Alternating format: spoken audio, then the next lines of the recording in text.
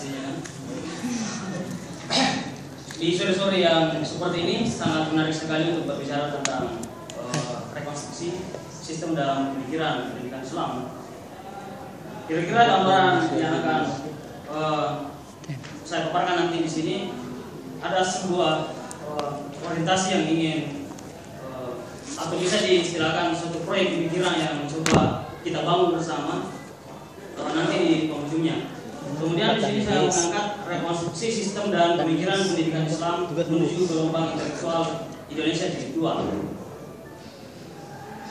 Oke, setelah dunia Islam mengalami kemandekan pada abad ke-12 itu tepatnya di saat jatuhnya Baghdad waktu itu mengalami kemunduran Islam pada saat itu. Kemudian itu sudah berpindah dan mencoba beralih ke Eropa. Kemudian gagasan pembaruan itu mencoba dibangkitkan oleh Muhammad Abduh. Terbukti salah satu tokoh yang sangat bersikeras menawarkan ide pembaruannya, yaitu rekonstruksi sistem pemikiran dan pendidikan. Itu terbukti bahwa kurikulum di Al-Azhar itu Kairo pada saat itu berhasil direkonstruksi oleh Muhammad Abduh, sehingga pelajaran-pelajaran umum itu kemudian diserap di Al-Azhar. Ini suatu keberhasilan yang mencoba dimulai oleh Muhammad Abduh.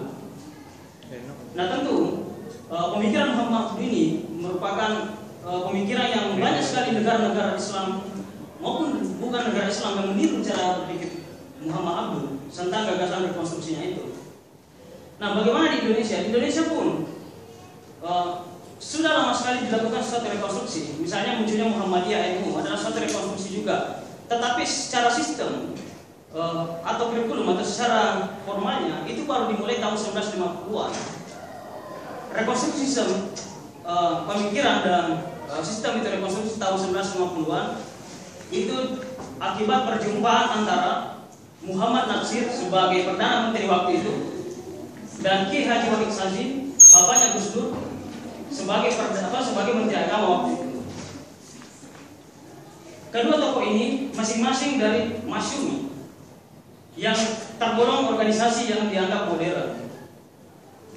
Tapi apa kata Pak Nasir sebagai Perdana Menteri waktu itu? Pak Kiai, umat Islam kita Indonesia adalah umat Islam yang terbesar. Tetapi kenapa umat kita itu selalu mundur? Pendidikan kita tidak maju. Bangsa Indonesia ini tidak mampu melakukan satu lompatan besar, sehingga kita masih dijajah dan sebagainya. Sehingga kata Muhammad Nasir, Pak Kiai, ada yang salah dalam pendidikan kita. Modernis dan tradisional itu sangat jauh sekali jaraknya. Kaum modernis dan kaum tradisional itu ada satu jurang pemisah yang begitu luar biasa di era 1950-an. Sehingga apa? Pada saat itu maka kedua tokoh ini Wahid Hasim dan Muhammad Nasir mengatakan bagaimana ketika kurikulum ini saya punya kewenangan penuh di Menteri Agama, bagaimana ketika suatu kurikulum itu kita rubah, kita rekonstruksi, sehingga apa? Ketika proyek ini akan berhasil, maka kita akan menghasilkan nanti sosok santri yang canggih. Sosok santri yang canggih, bagaimana caranya? Kata Wahid Hasim, bagaimana ketika pesantren itu kita masukkan pelajaran-pelajaran umum, dan bagaimana sekolah-sekolah umum kita masukkan pelajaran agama. Di sini tahun 1950-an pertama kali secara formal itu dimasukkan rekonstruksi sistem itu dari pelajaran tradisional itu kemudian belajar ilmu agama dan belajar ilmu umum, dan dari sekolah umum itu belajar ilmu agama. Nah hasil keduanya ini, tetapi ternyata saudara, dari modernis dan garis tradisional itu mengalami respon yang berbeda. Respon dari garis modernis perkotaan, masyarakat perkotaan sangat menerima sistem ini. Dia katakan bahwa bersyukurlah karena ada yang mau mengajarkan anak kita membaca Al-Quran dan pengetahuan agama. Tetapi apa yang terjadi sebaliknya? Pada garis tradisional, pada pesantren-pesantren tradisional, dia tidak menerima. Artinya apa? Pak Kiai, untuk apa kita belajar matematika? Untuk apa kita belajar biologi? Untuk apa belajar politik? Untuk apa belajar ekonomi? Untuk apa belajar geografi? Itu ternyata ketika kita dikirim ke Timur Tengah belajar, kemudian kita kembali, kita memimpin pesantren, kita menjadi kiai, kita nggak belajar itu. Maka ternyata dari 1994 ini perbedaan atau respon yang berbeda. Maka apa yang terjadi? Selanjutnya, ketika waktu itu Presiden Soeharto sangat membutuhkan orang-orang cerdas di sekelilingnya untuk membantu kepemimpinannya waktu itu. Kemudian tahun 1970-an, 20 tahun setelah rekonstruksi ini, maka disebutlah sebagai bumi intelektual atau maraknya sarjana-sarjana Islam di Indonesia. Disitulah puncaknya bumi intelektual sepanjang sejarah keindonesiaan kita. Bagaimana di situ tokoh-tokohnya adalah Nur Khalis Majid, tokoh-tokohnya adalah Mukti Adi, Harun Nasution, Akbar Tanjung. Mereka itu adalah keluar dari 1970-an. Kemudian dikirim ke barat untuk belajar.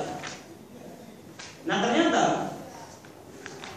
garis modernis memegang garis kekuasaan di tingkat nasional. Jadi menjadi bupati, menjadi gubernur, wali kota, kemudian menteri waktu itu adalah mereka adalah peserta didik yang dulunya berasal dari garis modernis yang menerima Islam itu, yang menerima semua mata pelajaran itu. Nah kemudian dari garis pesantren tradisional itu tidak memiliki andil di pemerintahan, tidak memiliki kekuasaan di pemerintahan, yang hanya dia pimpin hanyalah bagian-bagian bawahnya saja. Nah disinilah kemudian kata Nur Khalis Majid 1970-an adalah bumi intelektual dan sarjana-sarjana Indonesia pada saat itu, sehingga ada namanya teori box dari Nur Khalis Majid bahwa ternyata setiap 20 tahun di Indonesia itu terjadi satu gelombang intelektual. Maka kenapa kemudian saya mengatakan gelombang intelektual jadi itu? Ternyata Nur Khalis Majid menyebut dirinya bahwa era 1970-an itulah di mana buminya sarjana-sarjana Islam. Disitulah gelombang intelektual jilid 1. Itu masa saya kata Nur Khalis Majid. Masa saya dan apa tanya. Nah dalam teori box Nur Khalis Majid bahwa setiap 20 tahun dari rekonstruksi 1950-an ternyata 1970-an itu suatu hasil yang ledakan besar-besar di Indonesia adalah buminya sarjana intelektual.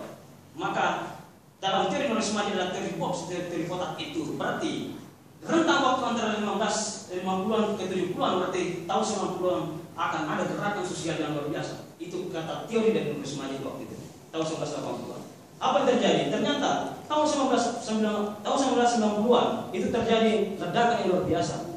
Suatu gerakan yang luar biasa. Apa itu? Suatu gerakan yang luar biasa. Yang pertama munculnya ICMI, ya, Ikatan Cendekiawan Muslim Indonesia.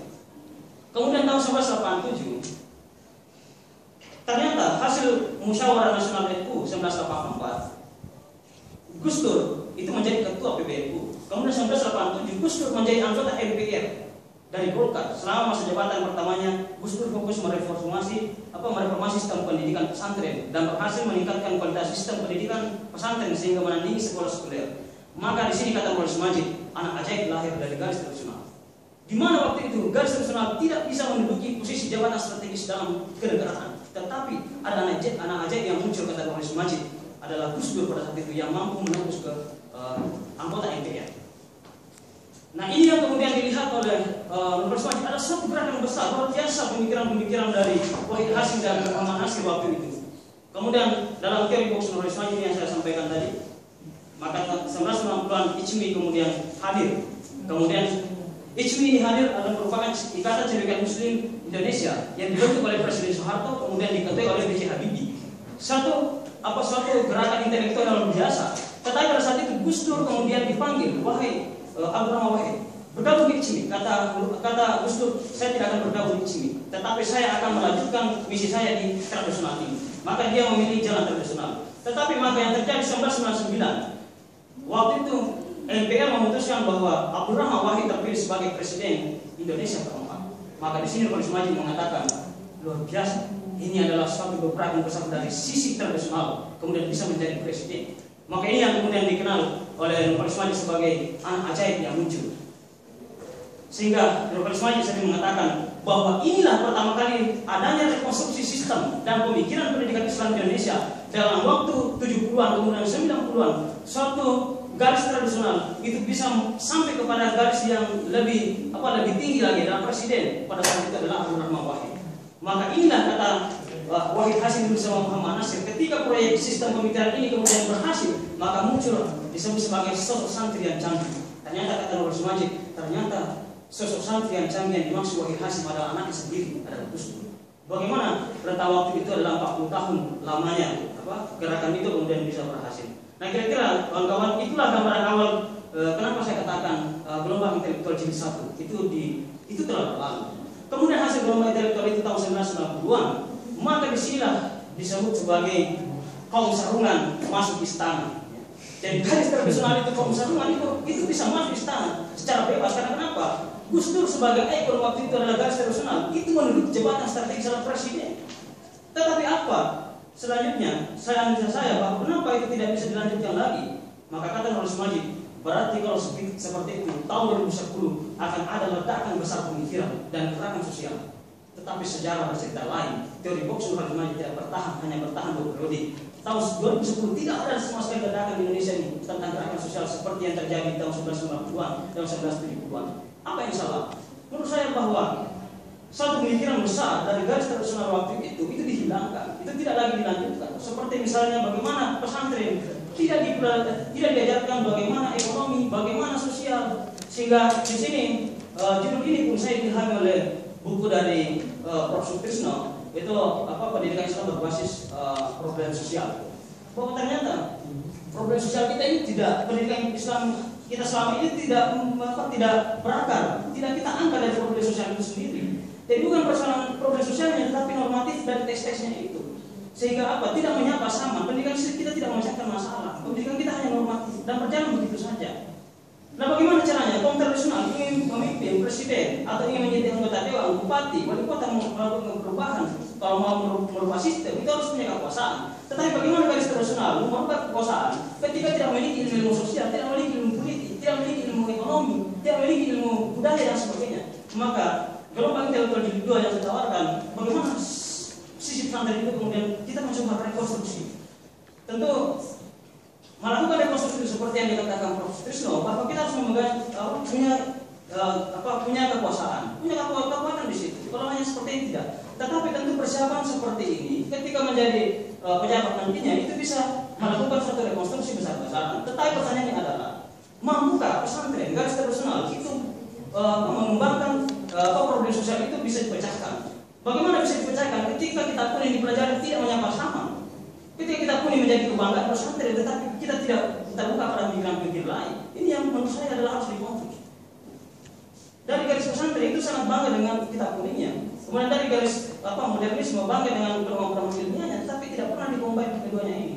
Nah, kemudian ini gelombang intelektual Indonesia jilid 2 ini hanya tawaran saja. Dan tentunya banyak sangat saya rindukan masukan-masukan dari kawan-kawan. Dari segi priorisasi rekonstruksi Islam dan pemikiran pendidikan Islam di Indonesia yang dibangun dalam dasar modern yang disebut sebagai Caknur adalah gelombang intelektual jilid 1.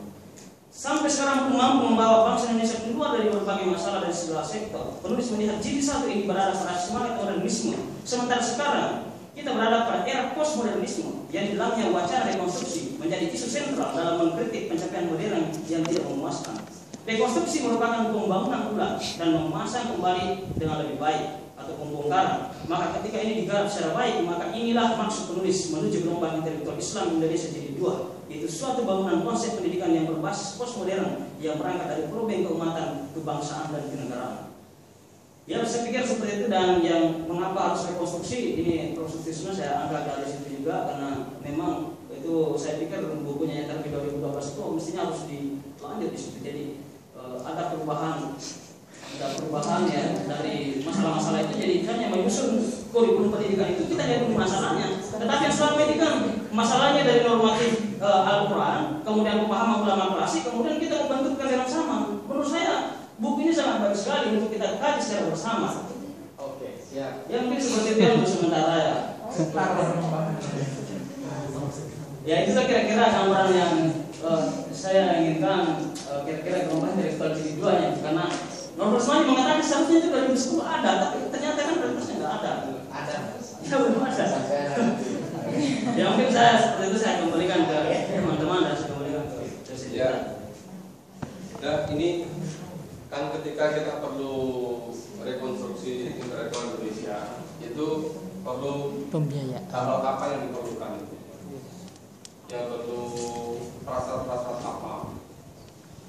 Ya tentu yang pertama-tama itu pelakunya, sumber daya manusia. Sumber daya manusia itu kan bisa sebagai subjek didiknya, bisa jadi pendidiknya, bisa menjadi pengelolanya, bisa menjadi fasilitatornya gitu. Nah itu sebelum mengalami perubahan, prasyarat itu belum terpenuhi. Kemudian dari segi kelembagaan itu begini ya. Suatu intelektual itu akan berjalan dengan bagus kalau kelembagaan pendidikannya itu hebat. Misalnya begini, kalau dari Litbang Kompas itu disebutkan perguruan tinggi di Indonesia itu ada 4.896 perguruan tinggi seluruh Indonesia. Ada 4.896 perguruan tinggi di Indonesia.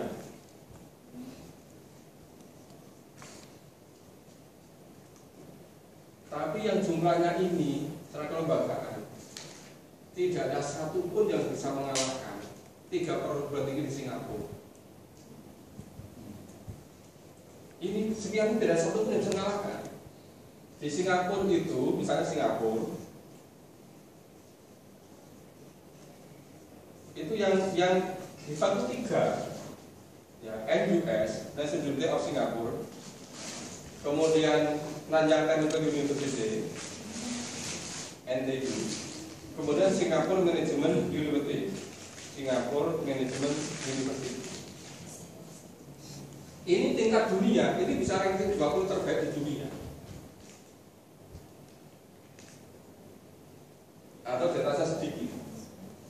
Nanyang Technical University itu 50-an ke sana. Singapore University itu rankingnya 100. Di Indonesia ini dari sekian ini mungkin yang terbaik itu masih ranking 800 atau 700. Masuk ke 600 sangat berat. Padahal Singapura ini punya perguruan tinggi merdeka baru tahun 63, Indonesia 45. Singapura penduduknya sekitar 5 juta, Indonesia 250 juta. Dibandingkan dengan Malaysia saja sekarang sudah tersiok-siok.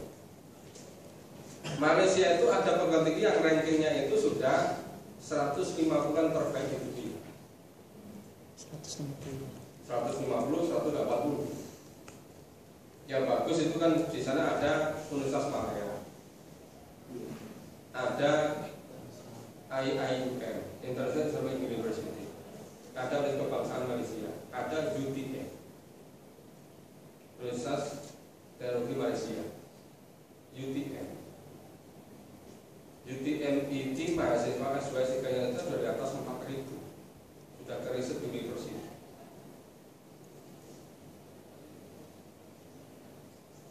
Padahal itu dulu Universitas Malaya itu kan ketika tahun 47 atau berapa itu merdeka dari Inggris. Itu semula posisinya yang sekarang merdeka dari Singapura itu, kemudian dipindah ke Malaysia setelah Singapura merdeka dari Malaysia. Yang berikut lebih baru semua. Indonesia lebih tua. Tapi tidak ada satupun perguruan tinggi yang 4.806 ini yang melebihi rankingnya melebihi yang ada di Malaysia, apalagi Singapura. Ya, jadi kalau tidak ada suasana akademik yang hebat, nggak akan bisa kehebatan. Nah, selama ini yang berkembang di universitas di negara Muslim itu yang dikembangkan terbatas ilmu normatif, tekstual, kontemplatif, tidak mengembangkan ilmu yang sifatnya itu empiris, yang sifatnya itu eksperimen, yang sifatnya riset dan development. Sedikit sekali yang merespon dari sumber-sumber kaunian alam semesta. Sedikit sekali perguruan tinggi yang normatif itu berdasarkan pada realitas kebutuhan hidup di dunia ini. Jadi misalnya kalau era Islam mau haji itu perlu transportasi, perlu kapal terbang, tidak ada perguruan tinggi Islam memiliki departemen aircraft itu, ke dirgantaraan, nggak punya. Yang punya itu di Jerman sana. Padahal sekarang haji kalau nggak naik pesawat terbang, nggak bisa kan? Mau jalan kaki kan capek. Iya apa enggak?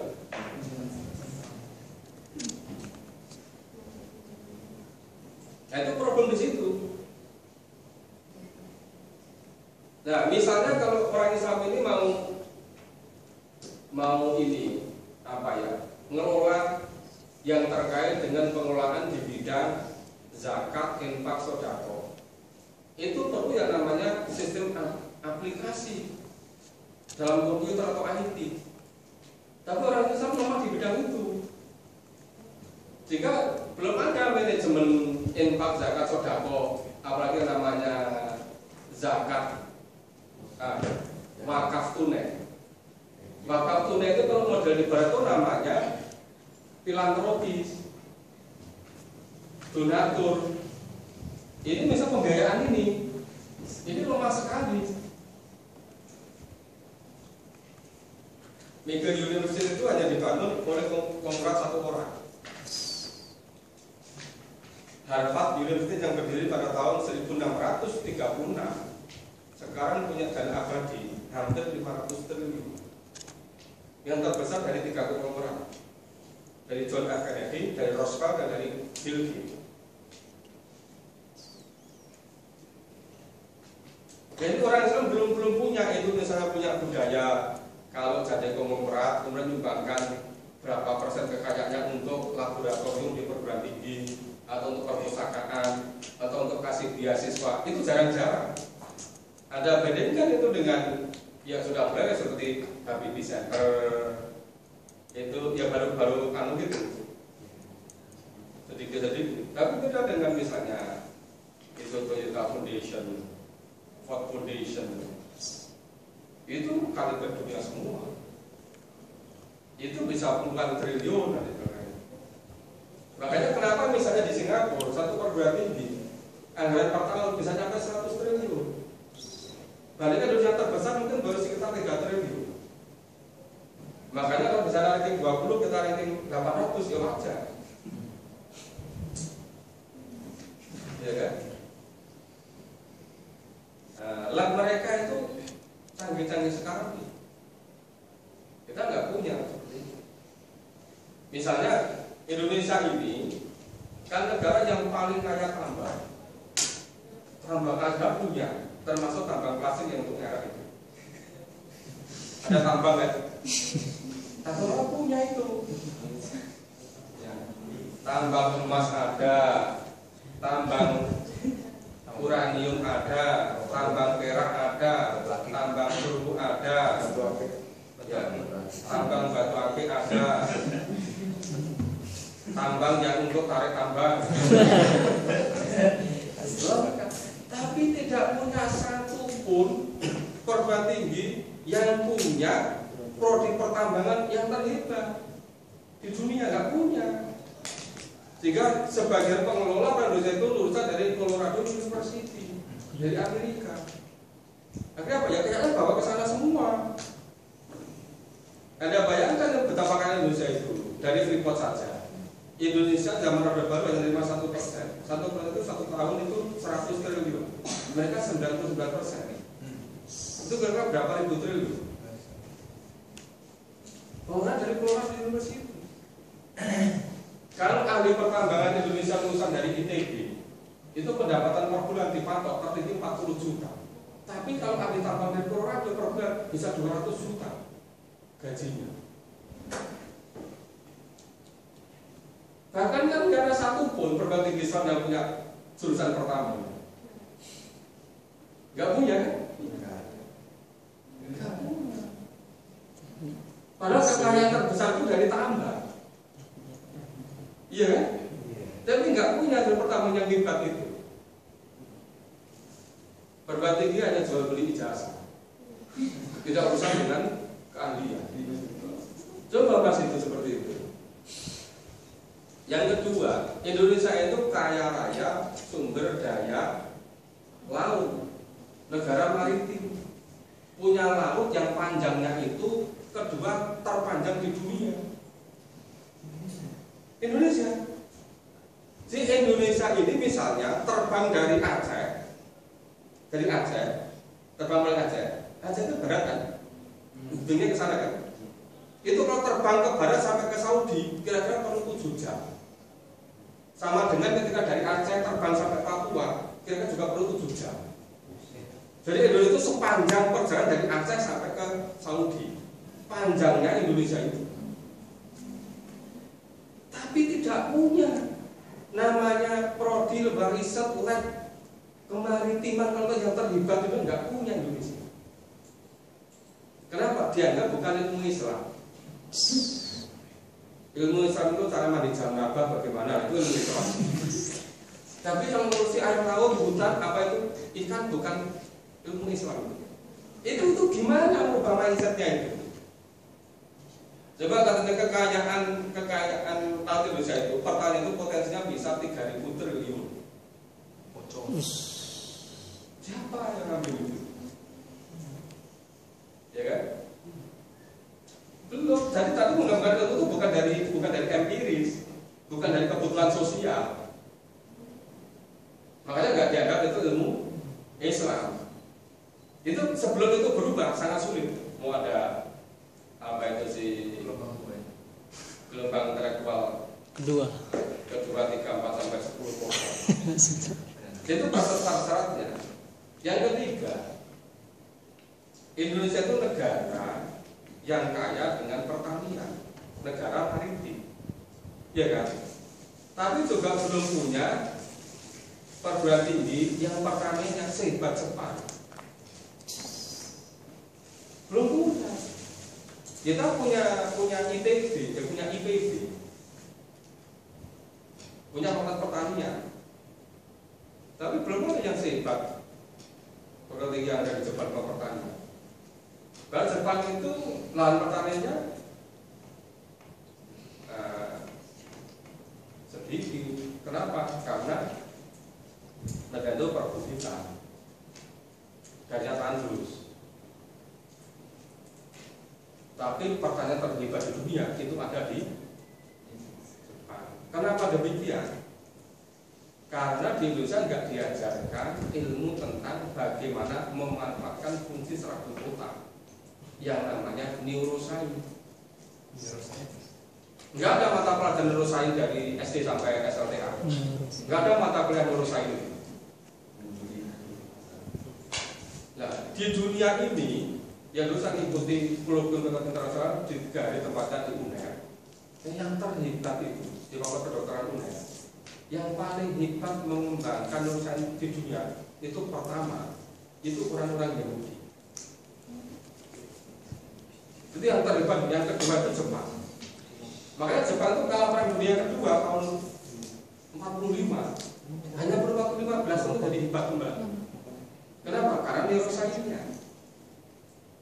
Indonesia juga belum punya itu departemen atau prodi atau disiplin neuroscience, belum punya juga.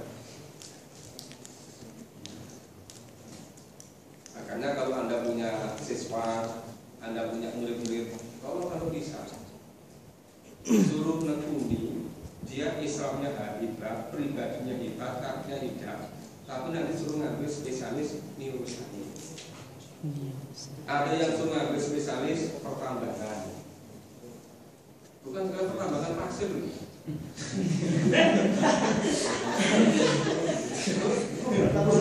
Pertambangan itu pakai tambang pasir apa Pak? Kayak turunkan pasir dari truk dan ke truk, ya bukan pertambangan itu. Itu namanya kulit pasir. Bukan pertambangan itu. Kulit pasir tidak pertambangan.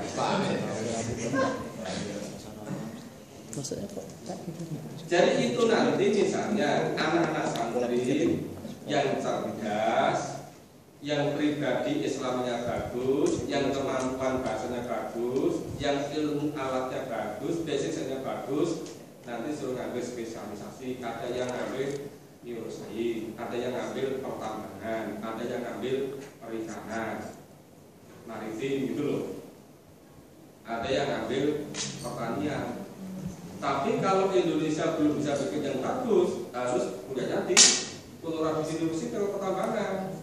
Nanti berapa orang, 6 orang, 10 orang PhD di bidang itu mendirikan departemen itu di Indonesia. Dibuka dari undergraduate, bikin second graduate, baru bikin program doktor. Itu kalau ya anak-anak yang cerdas, yang hebat pribadinya nggak diarahkan ke sana, itu sulit memutus mata rantai itu. Misalnya itu 10 orang, 15 orang anak-anak santri yang terlibat itu suruh ngambil ya pertanian di Jepang. Dan ini PhD-nya di sana.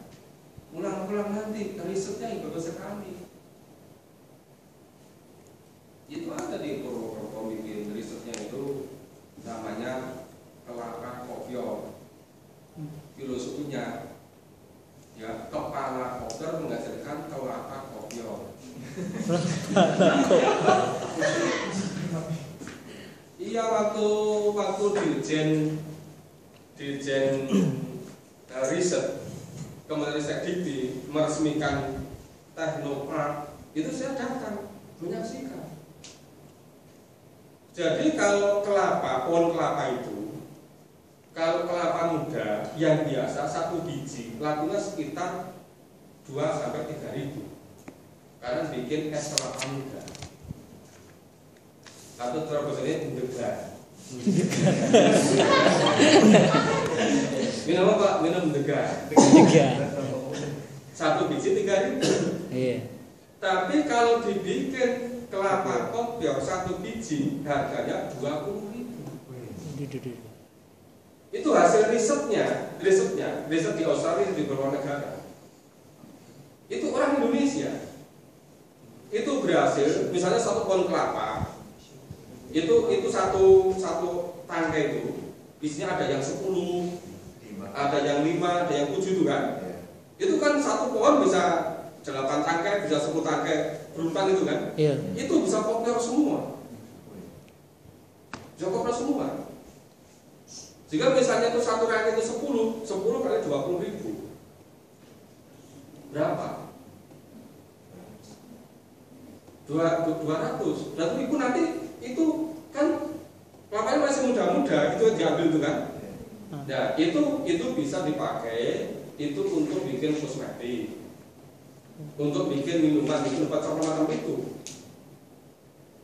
Jadi berhasil melipat gandakan 7 kali. Tiap saat masing-masing 1 biji kelapa muda. Jadi orang kalau pengen cepat kaya, bisa syukur makmur apapun bisa ditanam. Membeli tongkat aja bisa jadi tanaman. Di Jawa Pak. Ya mungkin tongkatnya bambunya masih bambu, masih baru dipotong tancapin mungkin, sehingga tongkat jadi tanaman. Ibaratnya ini seperti surga yang diturunkan Allah di muka bumi ini. Itulah bernama Indonesia. Jadi itu caranya begitu. Jadi kalau misalnya paling tidak Anda semua itu punya santri, punya siswa, punya mahasiswa, diarahkan ke sana. Jangan muncul anak muda yang saat itu. Terus mereka mengembangkan risetnya. Mereka jadi dosen, mereka jadi riseter. Itu baru mensejahterakan. Itu tadi yang 1 pohon kelapa, semula 1 kelapa harganya 3.000 menjadi 20.000. Itu kalau 1 pohon 1 tangkai isinya 8 atau 10. Setiap tahun bisa berapa tangkai? Kalau nanamnya 1000 pohon, 100 pohon, kan jadi konglomerat ya. Iya kan? Nah terus yang di situ tuh dapat hak paten. Juga namanya dia memberi fee sekian persen kepada penemunya. Jika kalau dia punya hak paten beberapa, dia usah 40 tahun ke surga dunia. pasti pas income passivnya sudah mulai. Namanya income pasif. Anda tinggal memberikan pelatihan, memberikan kajian introduktif, tapi uang Anda mengalir terus ke rekening Anda. Nggak pernah berhenti seperti air mengalir itu. Anda tinggal membuat wadahnya itu yang besar. Sampai nolnya lewat. Nah ini tadi kita perlu ini juga laboratorium yang canggih, library yang canggih, media pembelajaran yang hebat dari segi ICT dan seterusnya. Jadi seharusnya itu kalau ngomong hebat itu apa yang dibutuhkan orang itu jadi hebat itu yang harus dikembangkan. Apa yang dibutuhkan orang itu menjadi hebat itu yang nah kan juga nggak memiliki tadi kedokteran di bidang fungsi saraf otak, neuroscience tadi. Kita belum punya kan baru kedokteran umum, spesialisnya apa? Sebagai jantung, spesialis mata, spesialis THT, spesialis gigi, apa lagi? Kulit, anak, saraf, terus si penyakit dalam, penyakit luar dalam. Nah belum spesialis neuroscience itu belum. Baru yang paling dibutuhkan. Jadi kalau misalnya anak-anak ada mata pelajaran bagaimana cara belajar, itu dasar-dasar dari neuroscience. Sehingga ada namanya education based brain atau brain based education. Pendidikan berbasis pada otak, fungsi saraf otak. Brain based education. Nah kita itu pendidikan berbasis Google to God. Bolak-balik ketika ini ya, apa itu si Preman Wajah Baru ketika apa itu pengenalan sambungannya keakraban bolak-balik ke pantai selatan katanya mencari Nyi Roro Kidul. Padahal pas pindah luar kurang ngerti.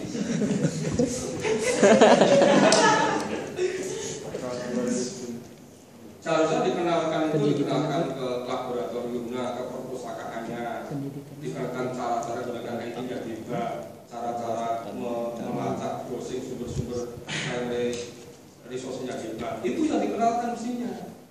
Buku-buku apa yang dibaca supaya darahnya itu mendidih, itu bukan digoreng. Kan jarang-jarang ya begitu.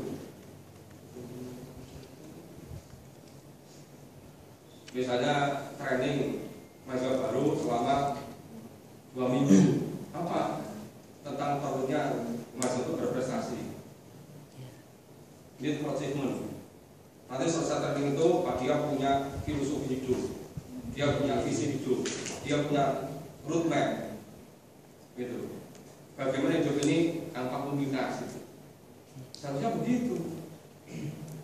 Anda bisa nggak bikin sekolah yang begitu? Bikin lembaga yang begitu. Seharusnya itu cita-citanya itu. Coba itu. Anda itu kalau ahli satu bidang saja, itu jadi konglomerat.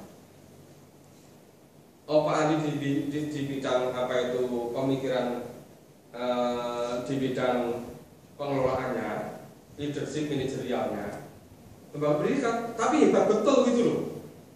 Anda jadi riset, Anda tulis buku, kemudian Anda ekspor betul kemana-mana, ada diundang untuk itu. Hanya harus di bidang pengelolaan, kelembagaan. Atau ada ekspor atau di bidang apa? Di bidang pengembangan kurikulumnya. Bagaimana merancang keputusan lembaga pendidikan yang bisa menjadi luar biasa, gitu kan? Anda di bidang itu, Anda riset, ada kembangan terus, ada tulis buku, ada presentasikan itu, ada di bidang itu. Ada satu aja apa? Di bidang pengembangan materi atau bahan ajar untuk SD, SMP, SMA, perguruan tinggi. Bidang apa? Anda tekuni itu. Kemudian Anda tulis yang bagus. Anda kerjasama dengan penerbit. boleh diterbitkan, boleh diperbanyak, bisa booming. Kemudian mengembangkan media pembelajaran kerjasama dengan itu ya penerbit juga, dipublikasikan, dikembangkan, dijual.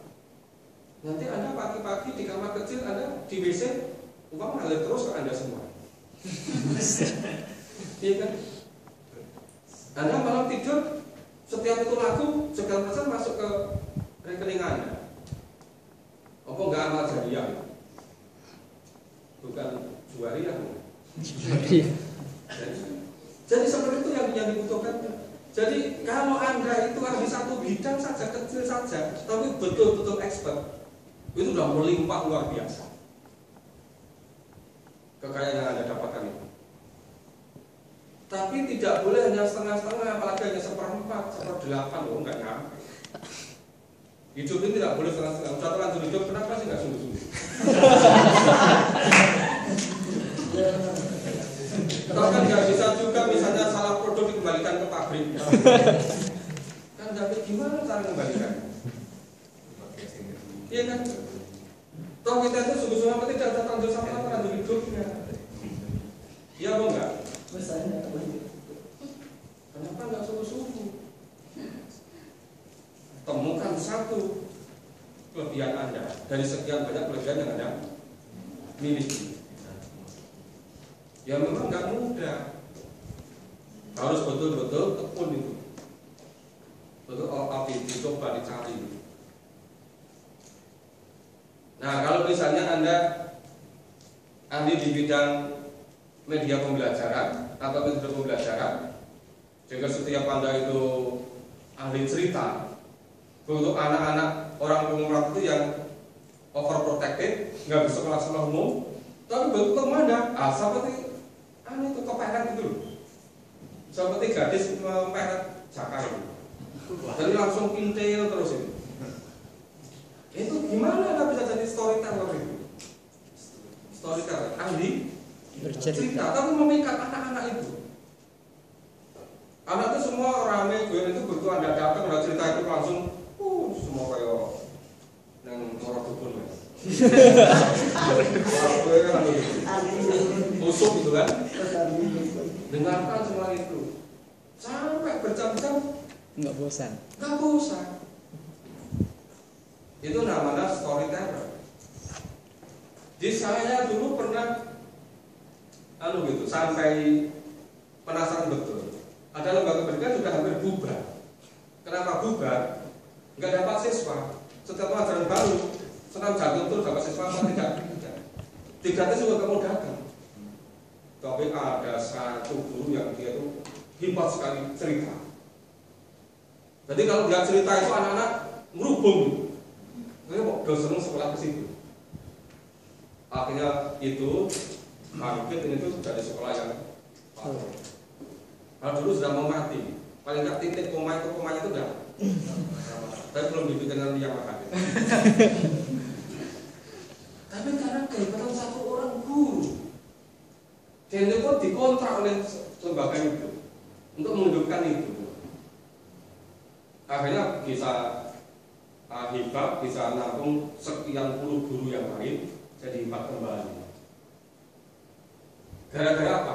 Ada satu guru yang ahli cerita, namanya storyteller. Nah coba, jadi bukan hanya esteller saja, dulu ahli cerita gitu loh. Nah coba seperti itu. Jadi ini mas, tetap aja untuk gelombang intelektual itu yang perlu prasyarat-prasyarat. Kalau saya itu gini, paling tidak Anda itu punya kemauan, punya niat untuk mengkader murid-murid Anda, santri Anda, siapapun yang bisa Anda pengaruhi. Tapi Anda harus pintar cara mempengaruhinya. Jadi bukan hanya mempengaruhi suami atau istri saja, mempengaruhi murid-muridnya, mempengaruhi santri-santrinya, gitu. Ya boleh ahli ini animasi, sehingga yang semula pelajaran nggak menarik itu begitu Anda bikin animasinya, dibikin warna-warni, jadi memikat anak itu. Itu yang dibutuhkan. Jadi sebetulnya ada dari debat itu tidak ada keseluruhan, satu aja sudah cukup itu. Untuk Anda itu bisa jadi orang debat.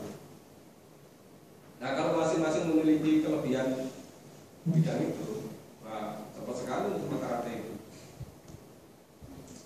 Jadi saya sangat setuju, sangat senang tadi yang disampaikan Mas Kamsa tadi.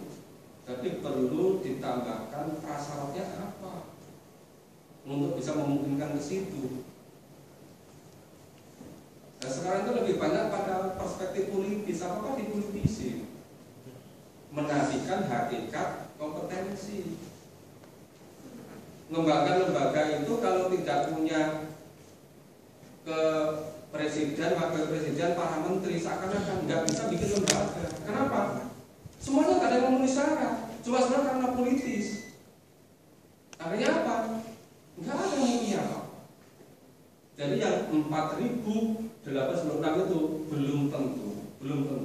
Ini ya, sekian persennya yang bisa dipertanggungjawabkan.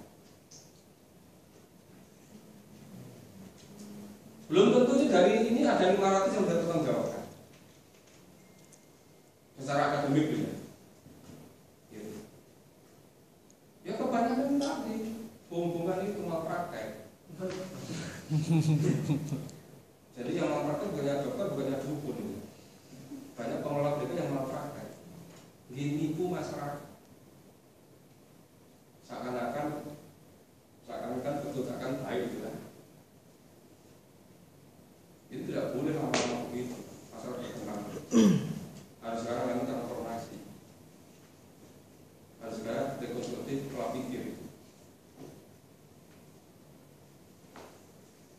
Nah sekarang kita modelnya politis semua. Kalau dari kelompok tertentu sedang memimpin kementerian itu dibuka banyak-banyak. Nanti begitu turun mati semua. Kenapa nggak berusaha? Tidak bisa menata akuntabilitasnya. Nanti jabat lagi, buka lagi banyak-banyak, gitu kan? Oh ya sulapan itu. Nanti wanjani menterinya turun, roboh lagi semua. Ini kok model didik anak orang begini. Seharusnya itu jangan terumbang-ambing politis, lembaga yang bagus. Harus betul-betul mengandalkan akademiknya.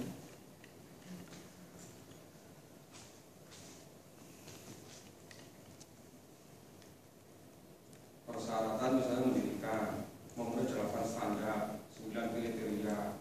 Kalau tidak memenuhi, tapi karena politis, ya enggak berarti semua langsung dikeluarkan izinnya. Yang penting lengkap. Langsung SK. Jadi ada lulusannya itu tadi. Seperti karbitan. Belum waktunya tua, belum waktunya matang, sudah dibikin matang. Artinya rasanya juga nggak enak. Kalau dimakan perut jadi sakit. Itu buah dari karbitan. Ya mungkin kalau bakal pendidikan karbitan. Nah, itu lebih banyak lagi. Saya tolong ini Mas Kapsa ditambah prasyaratnya. Ini kan sekedar Anda pikirkan sendiri. Apa silakan baca. Dan saya bikin kayak itu sama begitu. Kalau itu nanti akan lebih lagi. Tadi yang buku kecil pendidikan berbasis prosedural itu bagi satu jenis. Karena ada pembaruan pendidikan Islam. Ada pendidikan Islam menghidupkan, ada pendidikan di era modern, ada yang baru diterbitkan untuk Jakarta Bandung. Sekarang mulai pada toko-toko itu yang desain kurikulum pendidikan tinggi, mengatur KKNP. Itu kira-kira kalau Anda baca itu baru kira-kira ngerti arah pikiran saya kemana. Hanya 1-2 buku ya belum tentu tapi bisa ngerti. Itu yang bagian-bagian kecil saja. Tapi kalau dari buku itu Anda baca kira oh arahnya ke sini. Kira-kira ngerti. Keprihatinan saya ke depan untuk mengatasi keterbelakangan umat Islam ini. Oke, Siapa yang mau tanya lebih lanjut tentang ini, boleh tanya ke saya, boleh ke Mas Samsah itu tentang perlunya kita rekonstruksi atau gelombang intelektual Islam Indonesia. Karena kita sudah berharap ada Islam di mana. Yang dulu kejayaan ada di Baghdad sudah berantakan semua. Irak sudah tinggal cerita. Tiap hari meletus. Syria juga begitu. Kota Damaskus sudah berantakan kedua. Dulu ibadah surga dunia sekarang jadi neraka dulu. Mesir juga begitu.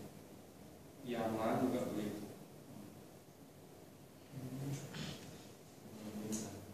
Kita berharapnya ke Indonesia. Karena suasana masih memungkinkan kondusif untuk mengembangkan ilmu, untuk melakukan riset, melakukan penelitian. Jadi kan kalau membuat perguruan tinggi yang itu juga bisa, tapi juga ditanya. Kalau sarana prasarana pembiayaan pengelolaan tidak hebat, lama sekali.